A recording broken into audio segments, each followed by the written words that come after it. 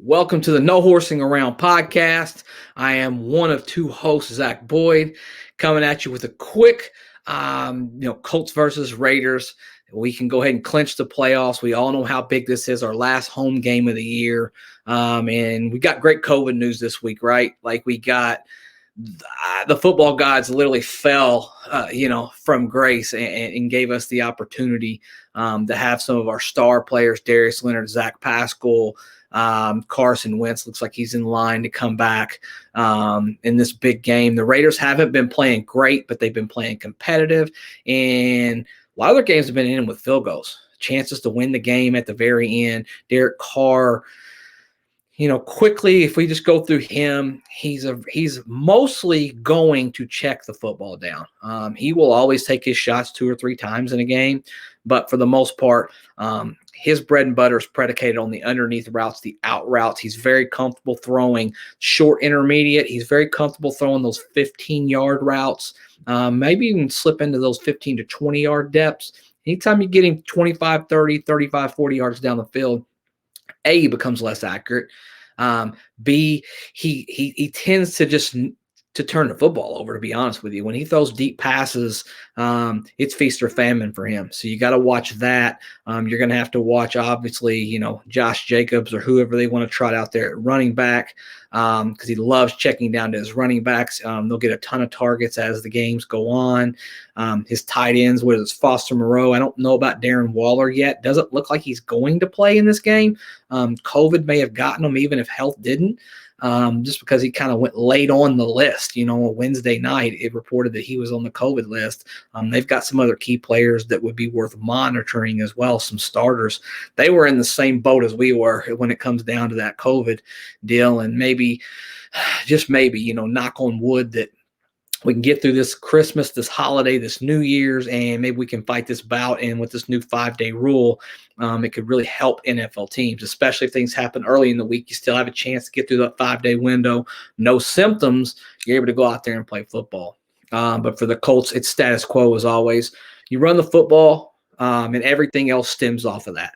If they make a commitment, kind of like a la the Cardinals did, to try and stop your running back, then you adjust and you'll have to make some big throws. Carson's going to have to be more accurate as the season goes on because the caliber of talent that he plays moving forward is going to be much better. Those defenders are going to be quicker to react to the football. So he's going to have to not throw the football to the other team. As well as he's going to have to make some big-time throws and just play confident, play loose. As that offensive line gels and gets back together, that'll really help when it comes to the cohesiveness. Carson's very comfortable with our normal starters in there, or even if we'd have to just bring a backup in there. Anytime you start bringing in Julian Davenport and players like that, speeds him up a little bit, just like it would any other quarterback. He doesn't throw off that back foot the right way, and when Carson gets to moving, sometimes he faces some inaccuracy issues. He tends to sell the football a little bit. With bad balance, bad mechanics. But all in all, great throw in the back of the end zone to Desmond Patman. We know he's fully capable of doing what he needs to do to win football games. And you simply are going to have to make a team just beat you by stopping Jonathan Taylor. He's ran for 100 yards, over and over and over now in so many games in a row. This guy's got a chance to have 20 touchdowns by the time the season's over. He's going to have probably over 1,800 yards. He's going to break the Colts single season record for both, which is just incredible to think about. What Edgerrin James, Lenny Moore have done in the past, and now all of a sudden you've got a guy, a star, an MVP candidate. And my take has always been, if he comes out and he blows it up against the Raiders, I think that might be the nail in the coffin. If you look at the Vegas odds, it's all starting to move towards Cooper Kupp, Jonathan Taylor, as well as Aaron Rodgers. I think it's probably those three that are in the main consideration. But I believe it's really going to come down to either Aaron Rodgers or Jonathan Taylor.